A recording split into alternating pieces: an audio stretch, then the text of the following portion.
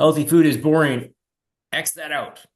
Now, quick disclaimer before we get into this, though. I think most of you understand that you can't eat the way you did before when you were gaining weight and not even close to your goals. I could say the same for myself.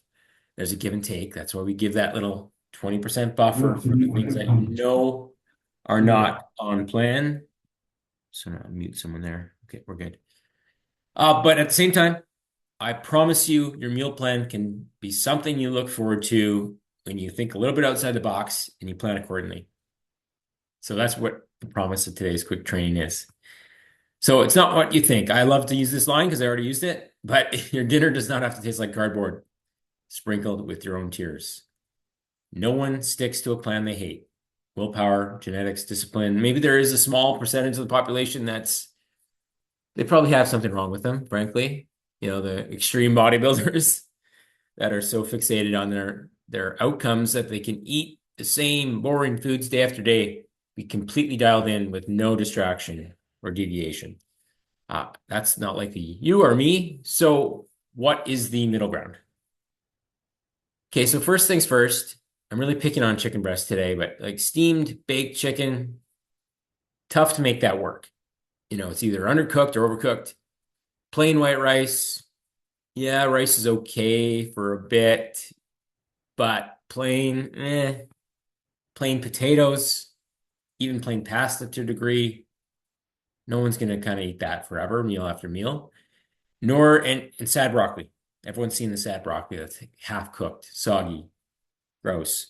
So the alternative is air fried chicken. Now, air fryers are getting some hate these days for being like plastic soup. I have a version, oh God, Made Good, I believe is the company. It's like an air fried little blue oven. I think you can get it in other colors. I got it on sale on Amazon for like $200. It's supposed to be microplastic free. Everything's like stainless steel. So there you go. If you want to go that route, but for the most part, air fryer setting on your oven is fine. With G Hughes barbecue sauce, we'll get into that in a bit. You've got your nice fluffy jasmine rice with soy sauce, and then you've roasted some veggies with another low calorie hot honey sauce I'm going to talk about in a second. Not bad, much better. So stock the sauce drawer is my first recommendation. Okay, so I'm not sponsored by them. I wish I was. G Hughes has a nice line of barbecues, teriyakis. There's a ketchup they use. It's essentially it's not calorie free and it's not hyped up on a bunch of artificial sweeteners so you have that chemical taste. For some reason, somehow, food science has actually worked in our favor on this one. And it's like 1 gram of sugar per serving versus 5, 10, 15. So look into that brand or comparables. Yeah, in terms of rice, all rice is largely the same. I think Ray's just talking about, yeah, like brown rice versus jasmine rice. Moot point, you get a couple grams more of fiber with brown rice. It tastes heck of a lot worse. Jasmine rice, as long as you're still weighing it appropriately, a lot fluffier, but largely the same calorie composition as white rice. Walden Farms. So this is what I've used for a long time. Some of their sauces or salad dressings are hit or miss. What I find is definitely a hit is anything to do with their syrups. So pancake syrup. The one I use is maple walnut. That's a killer. So yes, sucralose in it. You know how you guys feel about artificial sweeteners. I'm good with it in moderation. In fact, there's some research that shows your gut health improves when you swap sugar for artificial sweeteners. Believe it or not, that one's just out there right now. But everything in moderation, of course, is the game. Yeah, cauliflower rice works, but do you enjoy it? That's the question. And maybe you only have the macro room for cauliflower rice based off the rest of your day, right? There's a time and place. Abby's a big fan of Frank's Red Hot. So you put that shite on everything. Again, it's going to be higher in sodium, but like you guys probably know or hopefully know, unless you have like really undiagnosed blood pressure, we actually need some sodium in our diet. Replenish from our workouts. Our thyroid output improves. Iodized salt. I don't know why this is out there, but it is that all sodium is bad and you have to keep salt near zero. You don't. There's a balance.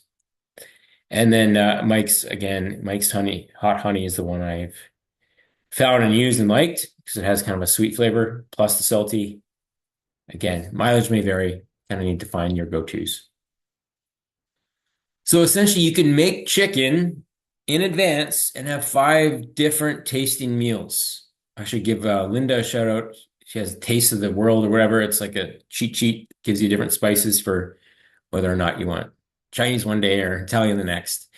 I keep it pretty simple with just some different flavoring. Slap your mama, that is a type of seasoning, just to clarify. I'm not telling you to do anything with your family. But Cajun is probably my favorite. Again, all these are just salts, no real calories at all. Okay. So again, have seasonings be your friend. I'm trying to think of the brand that I don't use because it leaves kind of an aftertaste, but now I'm completely blanking. It's a type of seasoning that's sugar-free. They carry it at Popeyes. They carry it all over the place. It's more geared towards fitness folk. If you know what I'm talking about, let me know. I'll find it for you after this call. And by all means, share in the chat what works for you to keep your meals fresh, even if it is kind of the same basic ingredients. Like, how are you adding flavor? Because this is not just about me, it's about what works for me, but kind of want to crowdsource ideas so that no one is left eating the same boring stuff. Oh, good. Okay. Clubhouse has a bunch of seasonings. Dill pickle would be a winner, I'm sure. Yeah. So keep that in mind. You can get all sorts of salt seasoning. Make sure seasonings and salts and low calorie sauces are your friend. That's the takeaway so far. So how you cook matters. Asian spice, Wendy, good. Keep them coming. Boiled chicken versus air fried chicken. Like I talked about, the air fryer just seems to nail it every time. Crispy on the outside, juicy on the inside. Boiled vegetables. I like to roast them, get them a little crispier. So Brussels sprouts certainly would qualify for that. It's tough to get those right in the microwave or on water. And like pan-seared salmon versus steamed. Again, just crispier, nicer flavor. Don't use a ton of oil, of course. You understand that the fats can get out of control if you're using too much, but makes it more fun. Cast iron is my go-to for that. Without having to use much oil, it's nice and crispy. Okay. So some quick recipes, just a screenshot.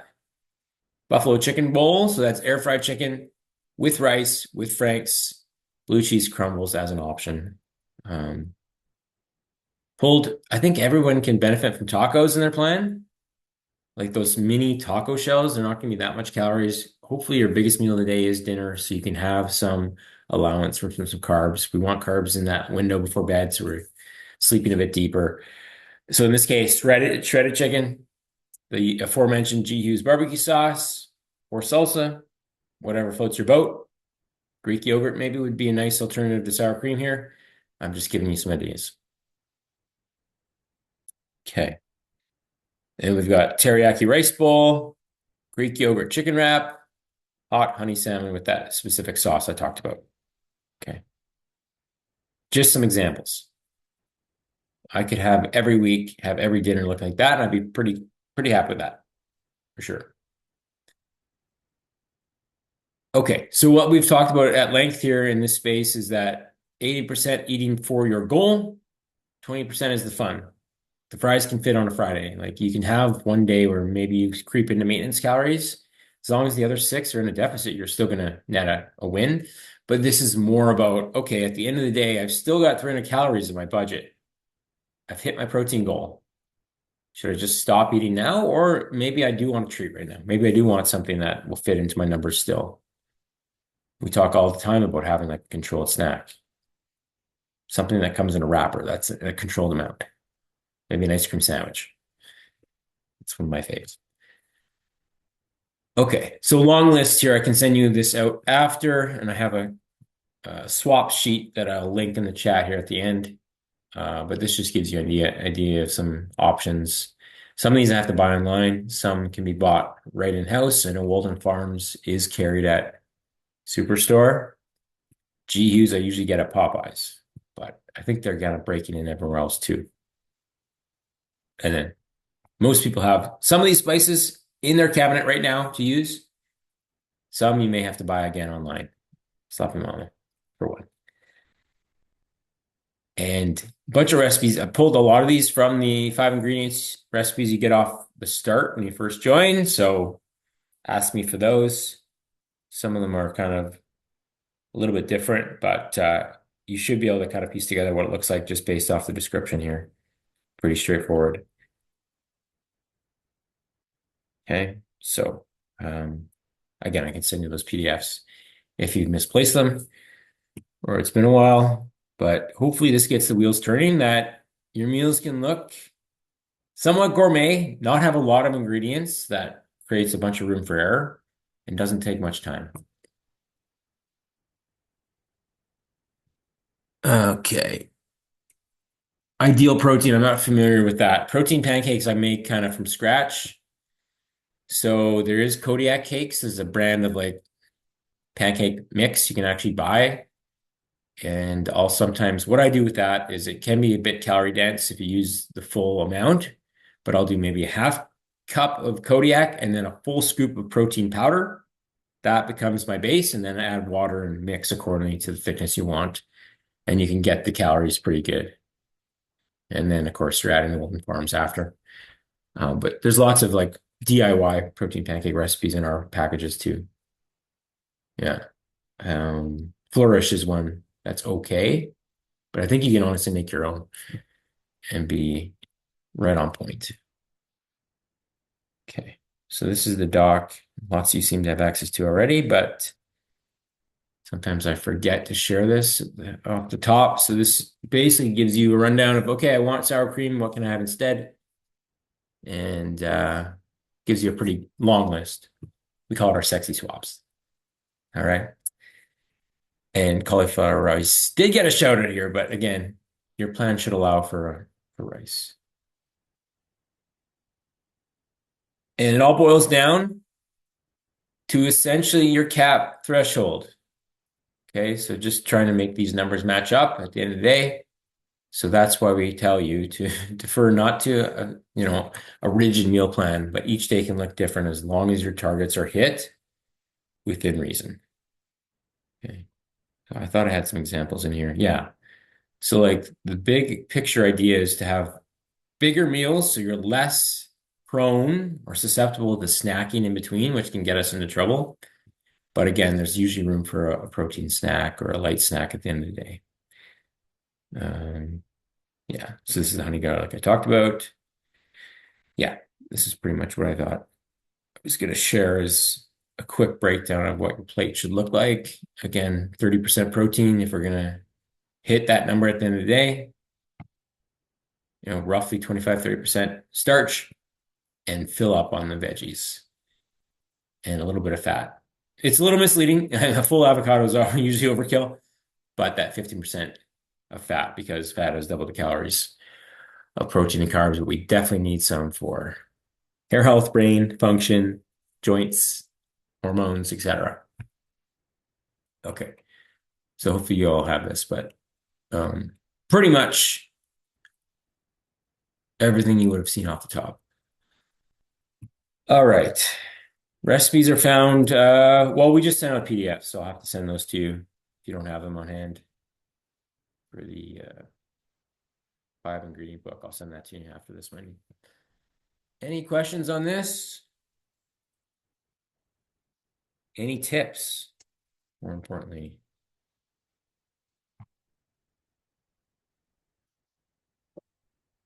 go ahead, Diane. Yeah, See, I'm strictly a chicken and salmon person. That's it. And I just find that the M&M chicken breasts are unbelievable. You can cook them any way you want, and they come out fabulous because I'm a terrible cook. And so they come out quite well. So I think I always buy M&Ms. hey, that's a great tip. M&M meat chops, Yeah. right? Yeah. Do they have is it a frozen chicken breast or Yes, yes, frozen. okay, frozen? Yeah. Okay. Yeah, and those are usually a little usually higher in salt, but like we said, don't stress the salt. As long as your Yeah. doctor hasn't told you to steer clear of it. We We're need not some of high that. in, nothing's high in calories there, so which is really good. Yeah, definitely not. Yeah, And high in protein. yeah, anytime you got a chicken breast, you're largely just protein. Yeah. So the math helps with those for sure. But yeah, you want to be sure you're cooking it the right way. It seems like there's more of a fail safe with M&M. Good to Yeah. know. Okay. Anyone else? So, A couple of things that I do that help are somewhat similar to Diane, but I buy the fresh boneless, skinless chicken breasts and I cook a whole bunch of them and I just freeze them. And then if I don't have time to do something fancy, I at least have my protein done because everything else is just so much easier than getting protein ready. And then the other thing that I do is if I buy ground turkey or lean ground beef or any of those things, I ground them and package them in 1 pound packs and freeze them. So that again, if I just want to whip up like a taco bowl or something, the protein's already ready and it just speeds things up. love it. I What about stock up at Walmart on the frozen fish because I'm not a fisherman.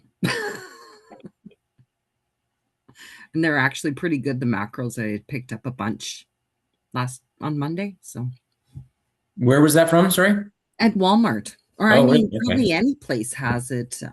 Yeah, just to, and they're individually packaged, most of them. So if you just want a fillet of cod or whatever, you could just pull that out. You don't have to unthaw everything. It's good when the hubby's not home because he hates fish. It does leave a bit of an odor in the house, doesn't it?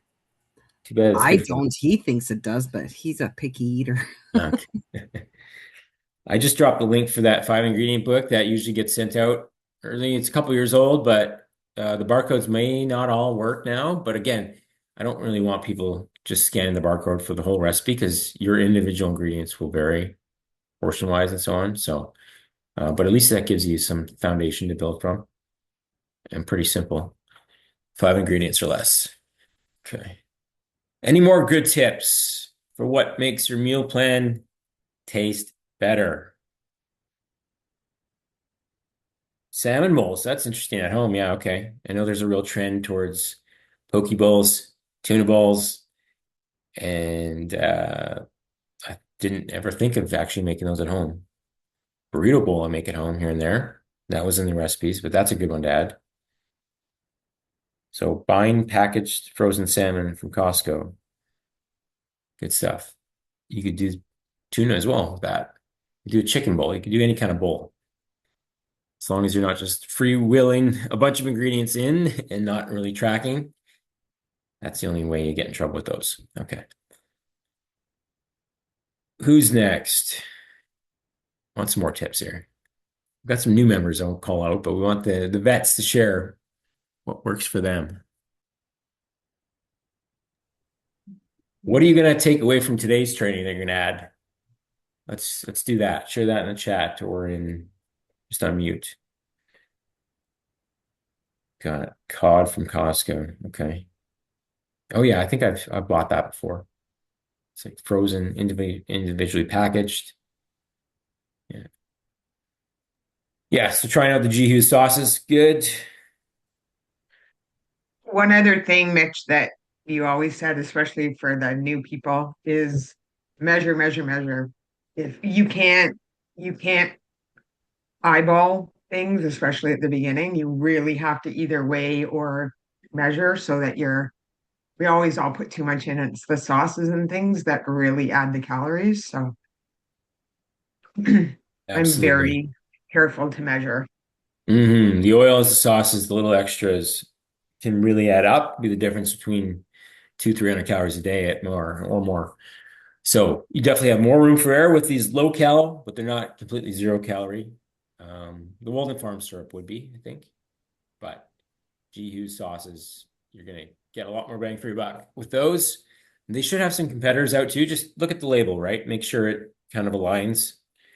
And if you're looking at 20 calories a serving, you're probably good to go. That's a lower calorie version for sure. Okay. Air fry everything. There you go. It's so convenient. I find that just taking about 10 different types of vegetables, raw vegetables, sprinkling a bit of oil and spices on them, a very little oil, and just putting them in the oven to roast is extremely good because you're not losing anything in the vitamins and that by boiling or steaming or whatever. And if you make enough, I mean, they could last you about 4 or 5 days. Totally. Yeah. It's a good one. Just for those who asked about, I think in private, which air fryer I bought that was chemical free, microplastic free, the Wonder Oven. And it looks like it's on sale for 169. That's the smaller version, mind you. I think I bought the large, which it limits your options, especially with a family. The standard option may be too small, but it's got 3 racks, air fryer setting, just like our old air fryer, but without the plastics and the Teflon and everything else that was in my old one. Okay. And again, we don't know if that's really causing any damage long term, but to hedge your bets, minimize your plastic exposure. I talked about how you can poop that out on Monday's emails. Hopefully, you all read that. With keeping your fiber high is one of the biggest keys. Okay. Any other questions?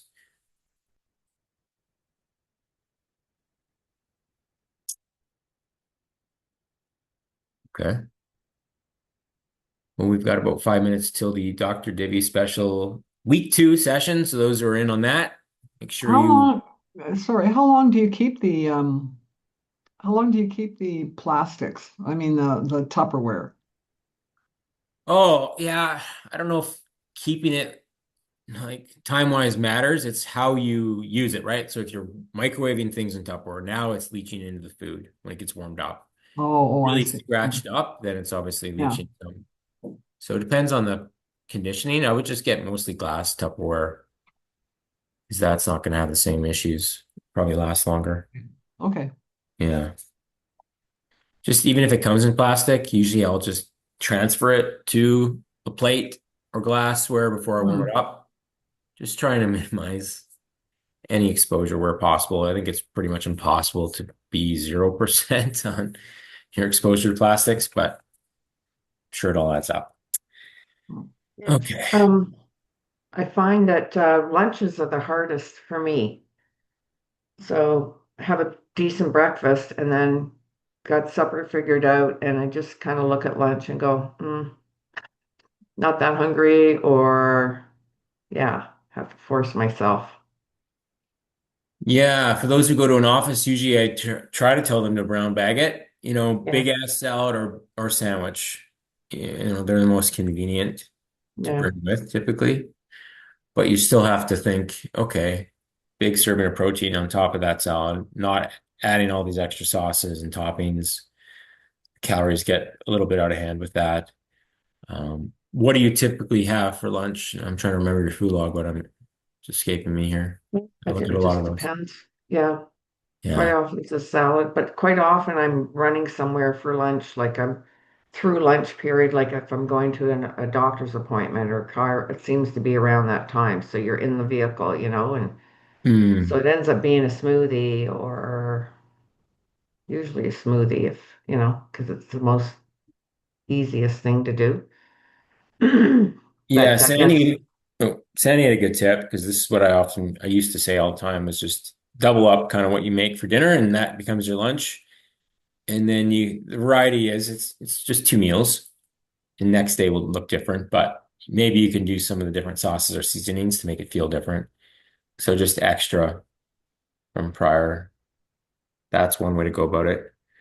yeah, What else we got here? Yeah, tuna on high protein bread. The protein bar stuff, yeah, in a pinch for sure, that works.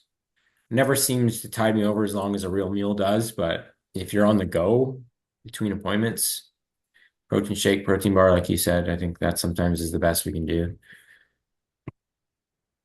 Mm. okay. Carissa asked about glass container recommendations. I haven't found that to be the case with mine, so I'll try to find out what brand I have. The lids tend to be sealing okay for me. I don't necessarily use them with liquid though, so I could be wrong. So I'll try to find that for you. But I don't know if there's anything specific that anyone has in mind for Glass versus Lockdown lids. Sorry, lockdown lids are good. oh yes. Okay. Worth looking at that as well. Okay. Awesome. Yeah, so we got to jump to another call. Anything last? I'm looking through the chat. I don't think I missed anything here. Otherwise, we're good. Hopefully this was helpful. I will share the slides alongside with the replay once we get that out. But we'll see you guys next week. Cheers.